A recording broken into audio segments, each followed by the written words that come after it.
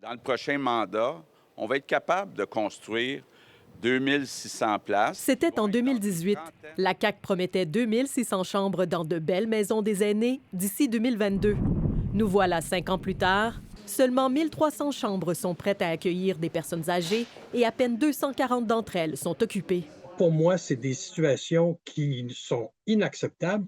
On aurait dû prendre d'autres moyens déjà en 2018. Au Québec, en juin, 4 235 personnes attendaient toujours une place en CHSLD.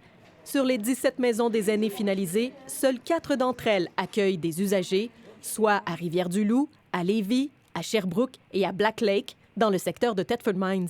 C'est comme si on faisait des annonces de bonne volonté, bon, un petit peu de politique, j'en conviens, mais que dans la machine, sur le terrain, dans la bureaucratie, ça ne se passe pas aussi bien et aussi vite. La vitesse d'ouverture est freinée notamment par la pénurie de main-d'œuvre.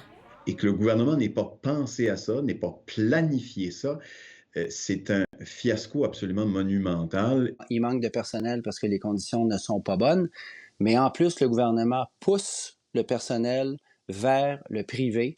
Au cabinet de la ministre des Aînés, on soutient que ce n'est pas parce que les maisons ne sont pas habitées qu'il ne s'y passe rien. Plusieurs étapes restent à franchir après la fin de la construction, dont installer le mobilier des chambres et former le personnel sur la nouvelle approche des maisons des aînés.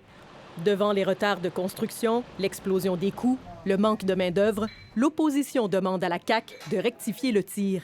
Le gouvernement doit absolument prendre un pas de recul, regarder l'ensemble de la situation et se dire, est-ce qu'on veut vraiment continuer tête baissée dans cette avenue-là? Les vacances d'été ont aussi retardé l'ouverture de certaines maisons des aînés, nous a-t-on dit. Mais le tout devrait rentrer dans l'ordre cet automne. Le ministère des Aînés prévoit l'ouverture de plusieurs établissements. Ici Marie-Josée Paquette-Comeau, Radio-Canada, Québec.